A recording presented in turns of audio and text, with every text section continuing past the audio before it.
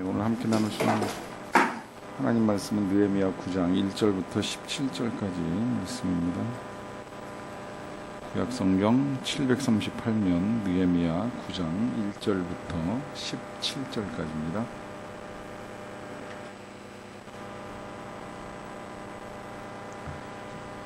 구장 1절부터 17절까지 말씀을 저하고 여러분들이 한 절씩 교독으로 읽도록 하겠습니다. 그달 29날에 이스라엘 자손이 다 모여 금식하며 굵은 배에 옷을 입고 티끌을 무릅쓰며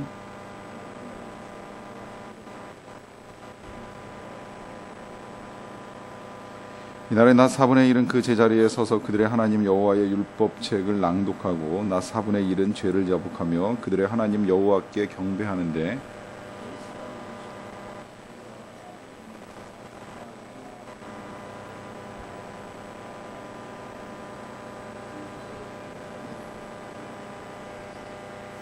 또 레이 사람 예수아와 감미엘과 바니와 하삼느야와 세레바와 호디야와 스바냐와 부다히야는 이르기를 너희 무리는 마땅히 일어나 영원부터 영원까지 계신 너희 하나님 여호와를 송축할지어다. 주여 주의 영화로운 이름을 송축하올 것은 주의 이름이 존귀하여 모든 송축이나 찬양에서 뛰어남이니이다.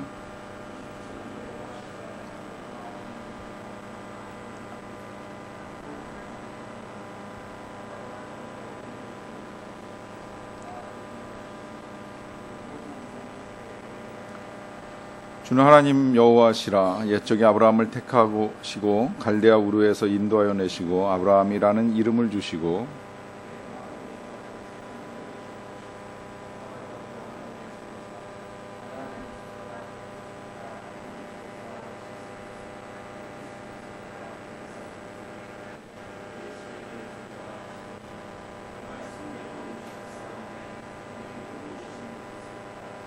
주께서 우리 조상들이 애굽에서 고난받는 것을 감찰하시며 홍해에서 그들의 부르짖음을 들으시고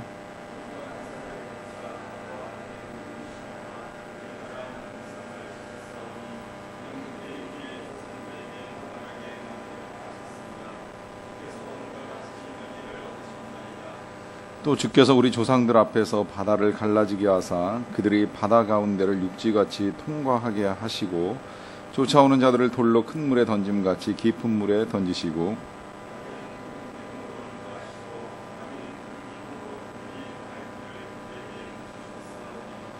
또 시내산에 강림하시고 하늘에서부터 그들과 말씀하사 정직한 규례와 진정한 율법과 선한 율례와 계명을 그들에게 주시고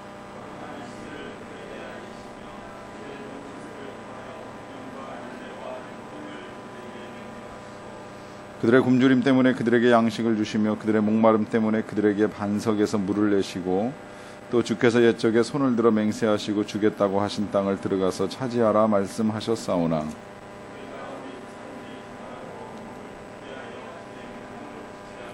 같이 읽읍시다. 거역하며 주께서 그들 가운데에서 행하신 기사를 기억하지 아니하고 목을 굳게 하며 패역하여 스스로 한 우두머리를 세우고 종되었던 땅으로 돌아가고자 하였나이다. 그러나 주께서는 용서하시는 하나님이시라. 은혜로우시며 긍휼히 여기시며 더디노하시며 인자가 풍부하심으로 그들을 버리지 아니하셨나이다. 아멘. 예수님께서 돌아가시기 전에 이 세상에 계시는 동안에 제자들에게 하신 모든 말씀들을 제자들이 다 이해하지는 못했습니다. 오히려 이해하기보다는 오해를 해가지고 예수님의 생각과 다른 이야기를 할 때도 많았습니다. 그때 예수님이 하신 말씀 가운데 한 가지가 지금은 너희가 알지 못하나 이후에는 알리라고 말씀하셨습니다. 그러니까 지금 그 모든 의미들을 다 깨달을 수 없지만 시간이 지나면 알게 된다는 것입니다. 실제로 제자들은 예수님이 왜 십자가에 달리셔야 하는지, 그 능력 많으신 예수님이 왜 죽어야 하는지에 대해서 정확하게 이해를 하지 못했습니다. 그러다가 시간이 지나고 부활을 경험하고 또 오순절 성령 강림을 있고 난 이후에야 이제 그제서야 깨닫는 겁니다. 아, 예수님이 이 일이 필요했었구나. 이 일을 통하여서 예수님이 진짜 우리의 진정한 메시아가 되는구나라고 하는 사실을 깨닫게 됩니다. 무릇 하나님의 일들이 대부분 그렇게 진행되는 것이 많습니다. 우리가 겪어나가는 과정 중에는 왜 그 일이 지금 우리에게 있어야 되는지를 다 깨닫는 것은 정말 어렵습니다. 하지만 시간이 흘러가면서 하나님이 이런 계획을 가지고 여기까지 인도하셨구나라고 하는 것을 하나씩 둘씩 깨닫게 됩니다. 오늘 이스라엘 백성들이 성벽을 세울 때만 해도 그랬습니다. 이 성벽이 도대체 왜 필요한지, 그냥 단순히 울타리를 치고 적으로부터 보호받고 공격으로부터 대비하기 위하여 필요한 것인가 라고 하는 생각을 가지고 그들은 열심히 성벽 세우는 일을 하였고 그 일은 52일 만에 마감이 되었습니다. 하지만 하나님께서 성벽을 세우신 목적은 성벽 그 자체가 목적이 아니었습니다. 그 속에 담긴 하나님의 뜻은 그 일로 인하여 이스라엘 백성들이 다시 한자리에 모이는 것입니다. 오랜 세월 동안 이스라엘 백성들은 흩어졌습니다. 그들이 그냥 단순히 포로 생활로 인하여서만 흩어진 것이 아니라 하나님을 그들의 마음의 중심에 두지 아니하였기에 뿔뿔이 자기의 소견에 오른 대로, 생각에 오른 대로 흩어져 나가기 시작을 했습니다. 그래서 바알 신을 섬기는 사람도 있고 아세라 신을 섬기는 사람도 있고 또 그 밖에 여러 이방신을 섬기는 사람들이 늘어나고, 그러면서 이제 마음이 갈갈이 찢겨나갈 때 그들은 그 포로 생활을 통하여서 몸조차 흩어지는 일들을 겪게 되었습니다. 그래가지고는 하나님을 섬길 수 없다, 성전 중심, 예루살렘 중심의 그들의 신앙을 회복해야 되겠다라고 하는 그 전 단계로 진행이 된 것이 성벽을 세우는 일입니다. 그래서 그 성벽을 세우고 나서 이스라엘 백성들이 한 일은 이제 모이는 일이었어요. 모여서 함께 말씀을 읽고 말씀을 듣는 일을 했습니다. 근데 그 말씀을 듣는 일을 하다 보니까 깨닫게 된 거예요. 그 옛날 하나님께서 애굽에서 떠날 때 이 모임 가운데에 여러 가지 절기들을 제정해 주셨는데 그 절기를 제대로 지키지 못하였다라고 하는 것을 깨닫게 되었습니다. 그래서 그 절기 가운데 하나인 초막절 절기를 지키기 위해서 이제 나무들을 가져다가 천막을 치고 초막절 절기를 7일 동안 지키게 됩니다. 이 7일의 절기를 지키는 동안에 그냥 그들이 단순히 이 천막에 기거하면서 시간을 보낸 것이 아니라 그 일주일의 기간을 보내는 동안에도 계속해서 하나님의 말씀을 듣습니다. 하나님의 음성을 듣는 일을 하게 됩니다. 여기서부터 이제 놀라운 변화가 일어나기 시작을 하는 거예요. 그걸 한마디로 이야기하자면 이제 그게 부흥입니다. 여기서부터 부흥이 시작되는 겁니다. 이 부흥이라고 하는 건 그냥 쉽게 풀이를 하자면 다시 살아나는 것을 의미하는데, 다시 살아난다라고 하는 건 그들의 영혼의 생명력이 회복되는 것을 의미합니다. 영혼의 생명력이 회복된다라고 하는 이 의미는 하나님과의 새로운 관계가 형성되는 것을 의미합니다. 그동안에 깨어졌던 관계, 단절되었던 관계가 다시 연결이 되어서 생명력이신 하나님으로부터 그 생명의 능력을 공급받아서 하나님의 은혜를 깨닫게 되고 그 은혜 앞에 다시 나아가는, 또 그 은혜를 사모하는 역사가 나타나는 것이 부흥입니다. 이 부흥이라고 하는 것이 그래서 우리의 삶에 있어서는 참 중요합니다. 왜냐하면 우리의 삶이 끊임없이 하나님 안에서 다시 살아나야 함을 경험해야 되는데, 때때로 신앙생활을 잘 하다가도 이 영적으로 죽어가는 시기를 겪을 때가 있습니다. 이스라엘 백성들이 그랬어요. 그들은 이미 수천 년 전부터 하나님을 알아온 백성들이지만 이미 그 하나님을 떠난 시간이 오래되었기 때문에 영적으로 죽은 것이나 다름없는 시대를 살다가 지금 이 느헤미야의 성벽 건축과 더불어서 그들이 다시 모여 초막절 절기를 지키면서 조금씩 이제 부흥의 은혜들을 경험하기 시작하는 겁니다. 그래서 이제 그들이 어떻게 참된 부흥을 경험하는가라고 하는 것을 저와 여러분들이 이제 한 2주간에 걸쳐서 이 느헤미야 9장 말씀을 가지고 함께 우리의 삶에 있어서의 부흥이라고 하는 것이 어떻게 임하는가 하는 것을 함께 생각해 보는 시간을 갖습니다. 이 부흥이 오기 전에 제일 먼저 필요한 것이 있는데요. 그건 뭐냐면 먼저 한 자리에 모이는 것이고, 또 때로는 필요하다면 금식하는 일이 필요합니다. 느헤미야 9장 1절에 보시게 되면 그달 29날이라고 말씀을 합니다. 24일이죠. 이 24일이 어떤 날이냐고 하면 그들이 7월 15일부터 22일까지 초막절 절기를 다 지키고 안식일이 지난 첫 번째 날이라고 할 수 있습니다. 그들은 이 일주일 동안 매일같이 모여서 초막절 절기를 지키면서 말씀을 들었다고 제가 말씀드렸습니다. 그렇게 모여서 계속 모이고 말씀을 듣다 보니까 그들의 마음속에 열망이 생겨난 거예요. 더 알고 싶다. 하나님에 대해서 더 알고 싶다. 하나님의 말씀을 더 듣고 싶다. 뿐만 아니라 하나님의 은혜가 우리 가운데 강하게 임하는 것을 다시 경험했으면 좋겠다라고 하는 간절한 열망입니다. 원래 이 부흥이라고 하는 것이요, 그 백성들이 열망을 가지지 아니하면 절대 일어나지는 않습니다. 우리나라가 1907년에 부흥운동을 경험하고 나서 그 이후에 이제 2차 부흥운동이라고 하면 보통 1970년대 그 어간에 빌리그리암 목사님도 오시고 또 엑스폴로 74도 하고 뭐 이런저런 일들이 우리나라 그 여의도 광장에서 진행이 되면서 제2차 이제 영적 부흥이 일어났다고 이렇게 보고 있는데, 다시 부흥을 갈망하는 움직임이 그 1907년에 100주년이 되는 2007년에 여러 가지 행사들을 통해서 이제 어게인 1907 뭐 이러면서 그 부흥에 대한 열망은 상당히 많았지만, 그럼에도 불구하고 진정한 부흥이 일어났느냐라고 하는 질문을 하게 되면 이제 참 대답하기가 어렵습니다. 과연 그렇다 이야기하기가 쉽지가 않습니다.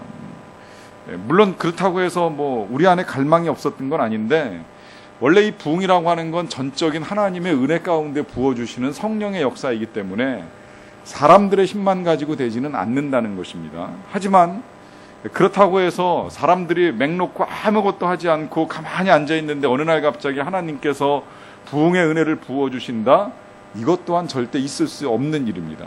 그러니까 우리의 영적 부흥이라고 하는 것은 하나님의 절대적인 주권하에 진행되는 일이기는 하지만, 그럼에도 불구하고 그 마음에 사모하는 심령이 없으면 일어날 수가 없다는 거예요. 그 마음에 간절한 사모함이 있을 때라야 하나님의 부흥의 역사가 나타나는데, 오늘 이스라엘 백성들이 바로 그 모습을 보여줍니다. 그 모습을 보여주는 이제 가장 기본적인 태도가, 첫째는 금식하는 거고, 두 번째는 굵은 베옷을 입는 거고, 세 번째는 티끌을 무릅쓰는 거예요. 금식한다는 건 뭐 다 아실 겁니다. 일단 먹던 음식을 중단합니다. 뭔가 좀 달라졌다고 여러분들 느끼지 않으세요? 지금까지 그들이 초막절 절기를 지키는 동안에는 계속해서 지도자들이 했던 말이 있죠. 뭐라 그랬습니까? 울지 말아라.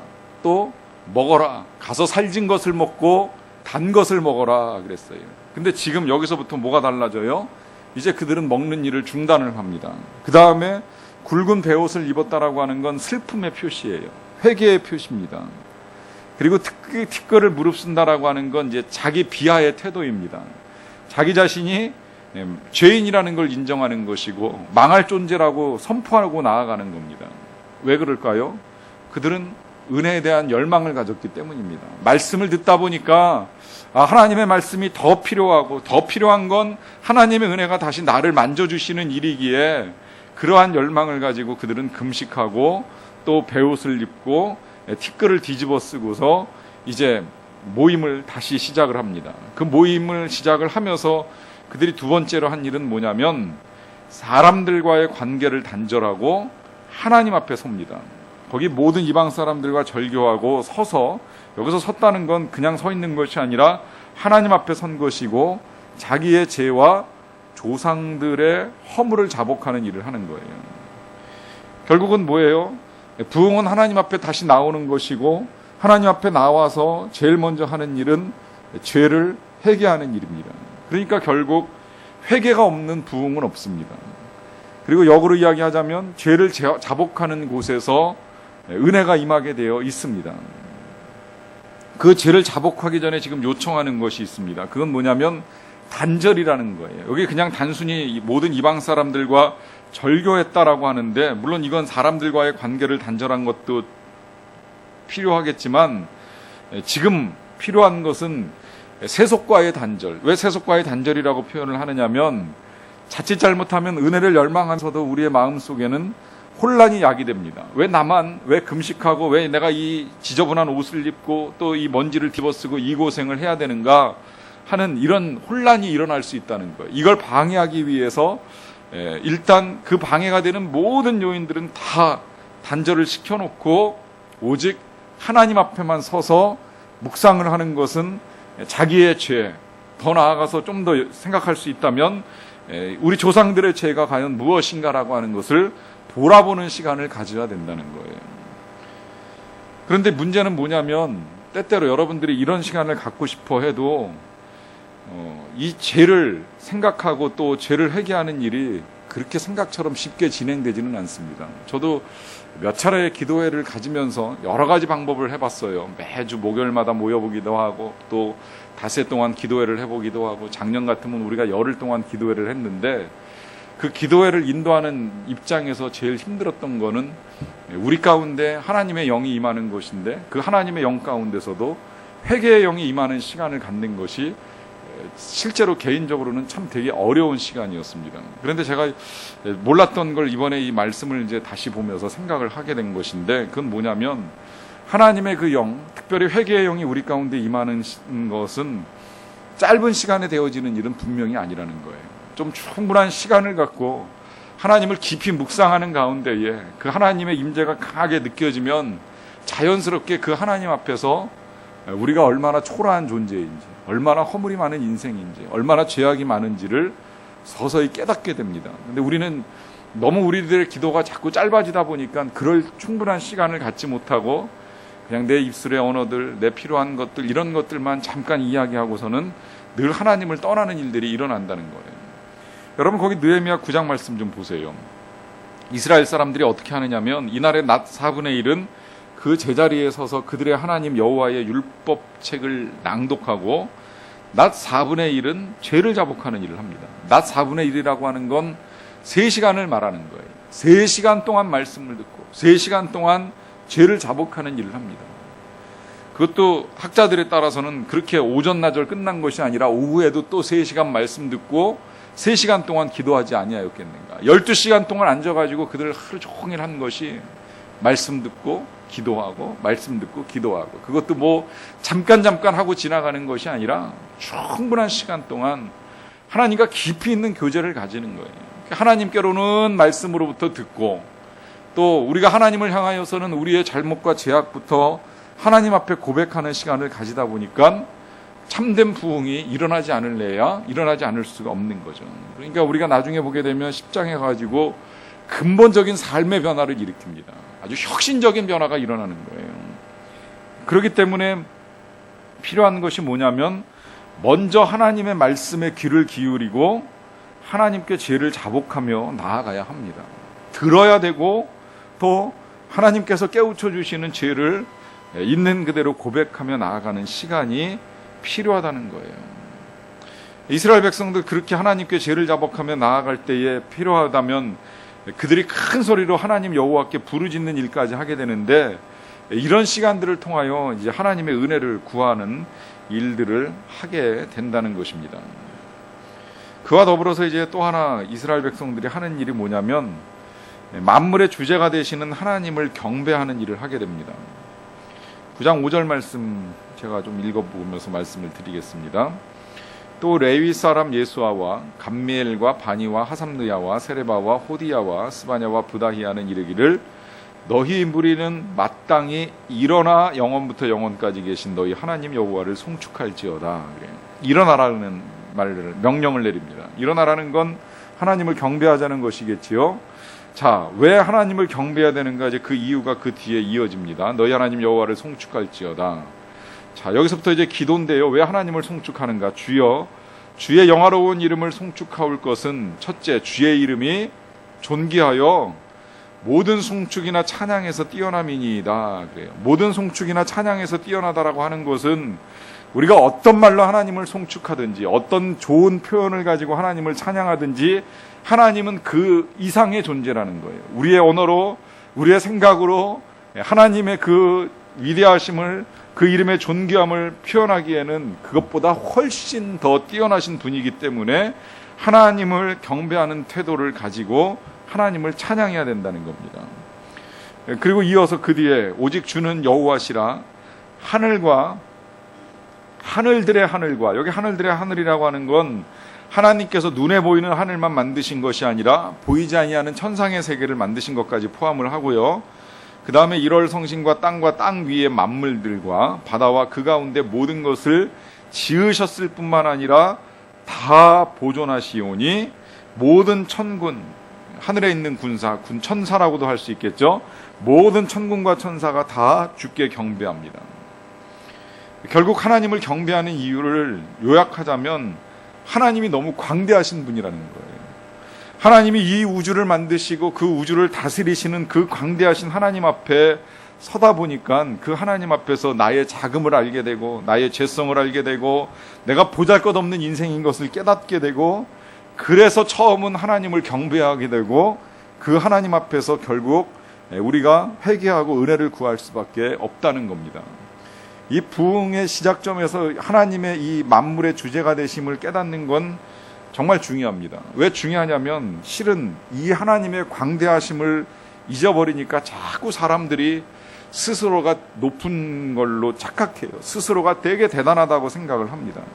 스스로가 대단하다고 생각하면 그 다음에 얻게 되는 결과는 뭐냐면 은혜가 임하지 않는다는 거예요. 항상 은혜는 낮은 곳으로 흐르게 되어 있습니다. 그 낮은 곳으로 은혜가 흐르도록 하게 되는 방편이 뭐냐면 하나님의 광대하심을 기억하는 일이에요. 하나님의 그 무한하심을 인정하는 것이 필요합니다. 이제 그와 더불어서 이스라엘 백성들이 하는 일은 은혜를 돌아보는 일이었는데, 첫 번째 그들이 돌아보는 은혜는 먼저 하나님의 선택하심과 약속하심의 은혜를 헤아립니다. 그들이 이제 기도하면서 이런 고백을 해요. 주는 하나님 여호와시라. 느헤미야 9장 7절입니다. 주는 하나님 여호와시라. 옛적에 아브라함을 택하시고 선택하셨다는 거죠. 갈대아 우르에서 인도하여 내시고 아브라함이라는 이름을 주셨다는 거예요. 이 아브라함이 아브라함으로 변했다는 것. 아브라함이라는 원래의 이름은 존귀한 아버지라고 하는 뜻이었는데 이름이 아브라함으로 바뀌면서 많은 무리의 아버지, 또 열국의 아버지라고 하는 이름으로 바뀌었죠. 그리고 그의 마음이 충성됨을 보셨다라고 하는데, 이 아브라함의 마음이 충성된 건 다른 것이 아니라 하나님만을 신실하게 의지한 것을 말합니다. 그리고 하나님의 말씀에 순종한 것을 충성된 것으로 하나님이 보신 겁니다. 그래서 그 하나님을 향한 그의 충성됨을 보시고 하나님이 하신 일이 뭐냐면 그와 더불어 언약을 세우셨다는 거예요. 이게 이제 첫 번째 은혜라는 겁니다. 선택하시고 약속하신, 택하시고 언약을 세우신 이 하나님께서 언약을 세우시사 하신 일이 뭐냐면 가나안 족속과 헷 족속과 아모리 족속과 브리스 족속과 여부스 족속과 기르가스 족속의 땅을 그의 씨에게 주리라 하시더니 그 말씀대로 이루셨사오매 주는 의로우심이로소이다. 약속이 중요한 건 그 약속을 지키기 때문입니다. 그런데 여기서 지금 제일 먼저 묵상하는 건 뭐냐면 하나님은 아브라함과 약속하시고 그 말씀대로 이루셨다는 거예요. 말만 하고 끝나시는 분이 아니라는 것입니다. 그래서 하나님을 의롭다고 표현을 했습니다. 결국 그럼 뭐예요? 하나님의 의로우심은 언약의 성취에서 드러납니다. 우리가 하나님을 신뢰할 수 있는 이유가 바로 여기에 있습니다. 하나님은 절대 말씀하고 끝나시는 분이 아닙니다. 우리가 말씀하고 끝나면 그를 거짓말장이라고 표현을 합니다. 불의하다고까지 표현할 수 있습니다. 그러나 하나님의 의로우심은 언약을 이루시는 분, 언약의 성취를 하시는 분이시기 때문에 하나님의 의로우심이 드러납니다. 우리가 지금 이 땅을 살면서 예수님의 재림을 소망하고 살아가는 것, 또 천국을 소망하며 살아가는 것도 결국은 하나님께서 말씀 가운데 약속하신 것들을 다 이루리라고 믿기 때문에 가능한 일입니다. 이것이 우리가 헤아려야 될 하나님의 은혜라고 하는 사실입니다. 그 다음에 이제 두 번째로 해야 될 은혜는 뭐냐면 구원의 은혜예요. 그 구원의 은혜가 이스라엘 백성들 속에는 이렇게 드러났습니다. 주께서 우리 조상들이 애굽에서 고난받는 것을 감찰하시며 홍해에서 그들의 부르짖음을 들으시고 또 이적과 기사를 베푸시고 바로와 그의 모든 신하와 그의 온 백성을 치셨사오니 이는 그들이 우리의 조상들에게 교만하게 행함을 아셨습니다. 주께서 오늘과 같이 명예를 얻으셨나이다 라고 하면서 이스라엘 백성들이 고난을 당할 때 하나님이 구원해 주셨다는 거예요. 그 구원할 때 하나님께서 그들이 고난받는 것을 보시고 또 들으시고 또 기적을 베푸시고 또 필요에 따라서 그 바로와 그 이집트 백성들을 치시는 일을 통해서 이스라엘 백성들을 구원하신 그 은혜를 지금 다시 이 이스라엘 백성들이 헤아립니다.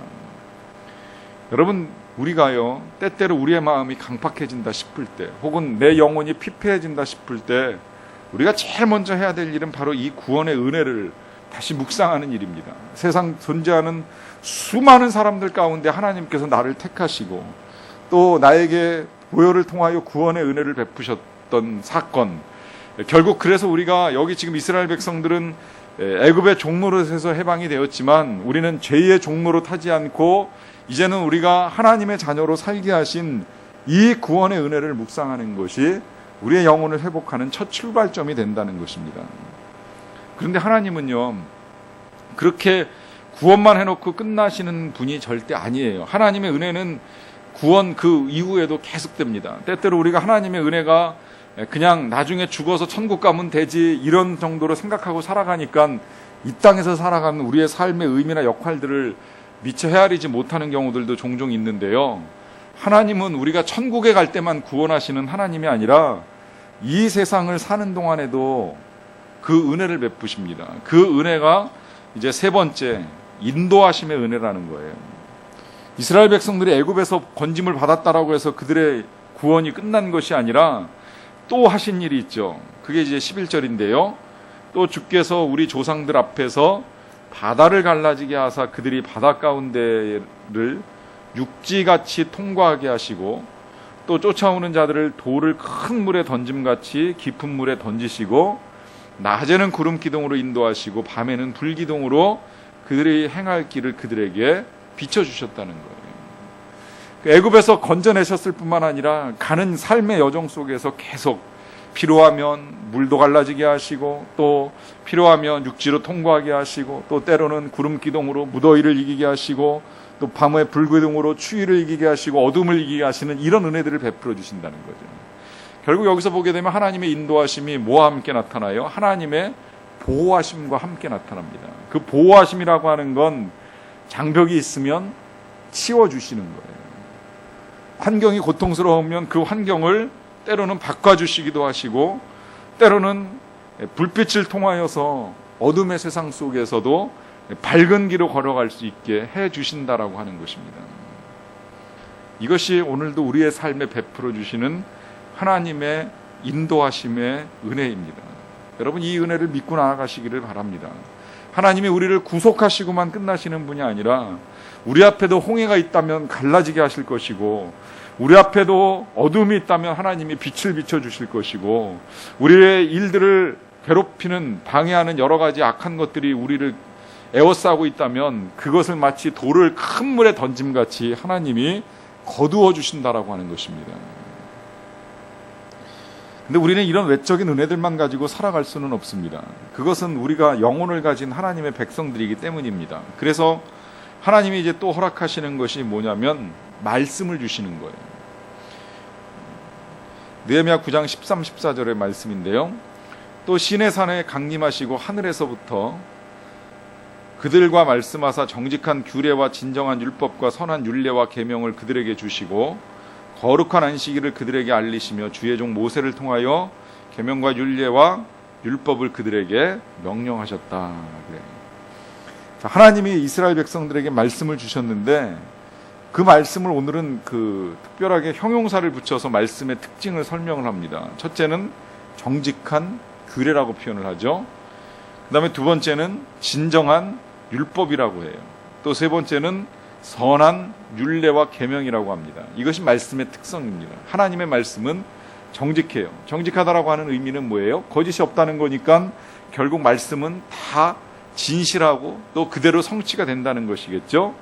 그와 더불어서 선하다라고 하는 표현을 사용하는 이유는 뭐냐면 그 말씀이 우리를 옳은 길로 인도하기 때문입니다. 그 말씀이 우리를 살 길로 인도해 주시기 때문입니다. 그 말씀이 우리를 복된 길로 가게 하시기 때문입니다. 그래서 말씀은 정직하고 진정하고 선하다고 말씀하시면서 그 말씀과 더불어 주신 것 가운데 하나를 특별하게 더 열거하는데 그 중에 한 가지가 안식일이라고 하는 거예요. 그 안식일을 거룩한 안식일이라고 하는 표현을 사용하면서 그 안식일을 지킬 것을 하나님이 알려주셨습니다. 왜 그럴까요? 이 안식일이 이스라엘 백성들이 하나님을 만나는 교제의 방편이 되기 때문입니다. 이날을 통하여서 일주일의 모든 세속의 삶들을 다 내려놓고 하나님께 나아오고 하나님을 만나고 하나님의 말씀을 듣고 하는 일들을 해야 하기에 이 거룩한 안식일을 주셔서 그 백성들이 살 길을 여셨습니다. 왜 그럴까요? 하나님의 백성들은 결코 떡으로만 사는 존재가 아니기 때문입니다. 우리가 영혼을 가지고 이 세상을 살아가는 한 하나님의 말씀을 계속 공급받아야만 합니다. 말씀이 양식이고 말씀이 삶의 길을 제시해 주기에 이 말씀으로부터 힘을 얻으라고 하나님께서 안식일과 더불어 말씀을 주시고 그 말씀을 붙들고 살아갈 것을 명하셨다라고 하는 것입니다. 그 다음에 이제 또 하나의 은혜가 있습니다. 그것은 이제 느헤미야 9장 15절에서 이렇게 표현합니다. 그들이 굶주림 때문에 그들에게 양식을 주시고 그들의 목마름 때문에 그들에게 반석에서 물을 내주셨다는 거예요. 결국 굶주림, 목마름 때문에 양식과 물을 주셨는데 이건 결국 무슨 이야기가 되느냐면 하나님께서 그들의 필요, 우리의 필요를 채워주신다는 것입니다. 배고플 땐 양식을, 목마를 땐 물을. 그런데 이건 이스라엘 백성들이 광야에서 경험했던 일시적인 은혜들입니다. 그들이 광야에서 먹을 것을 구할 수 없을 때 하늘에서 만나를 내려주셨죠. 그리고 마실 것이 없었을 때 반석에서 물을 내주셨습니다. 그런데 이제 주께서 옛적에 손을 들어 맹세하시고 주겠다고 하신 땅에 들어가서 땅을 차지했을 때의 상황이 달라졌습니다. 그들은 더 이상 만나를 먹을 필요가 없어요. 왜냐하면 그 토지의 소산을 얻을 수가 있었으니까요. 결국 그러니까 그 땅에 들어가서 얻게 된 건 뭐예요? 이제 계속적으로 공급되는 하나님의 양식을 먹을 수 있게 되었다라고 하는 것입니다. 결국 이 일을 통하여서 우리가 또 하나 보게 되는 것은 뭐냐면 하나님께서는 필요를 채워주시는데 일시적인 필요를 채워주시기도 하시고 계속적인 필요를 채워주시기도 하신다는 거예요.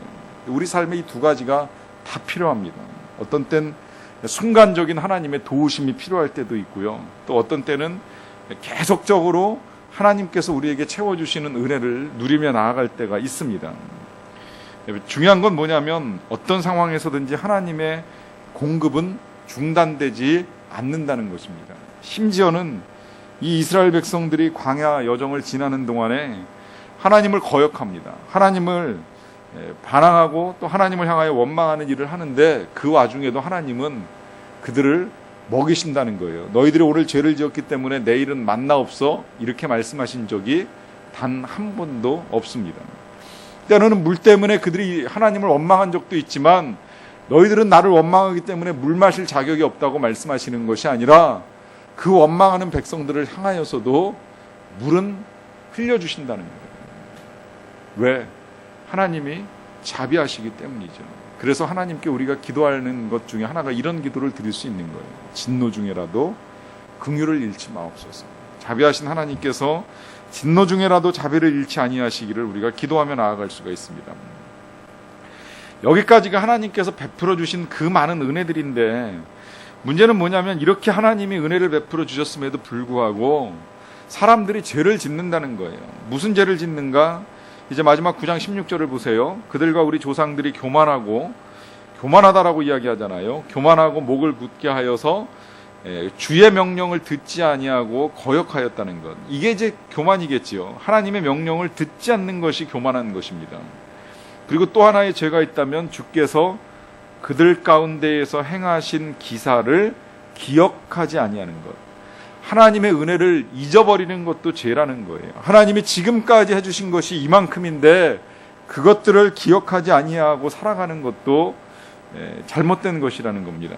거기에서만 그치는 것이 아니라 목을 굳게 하며 패역하여 스스로 한 우두머리를 세우고 종되었던 땅으로 돌아가고자 한 이것도 그들의 죄라고 하는 걸 분명히 밝혀줍니다.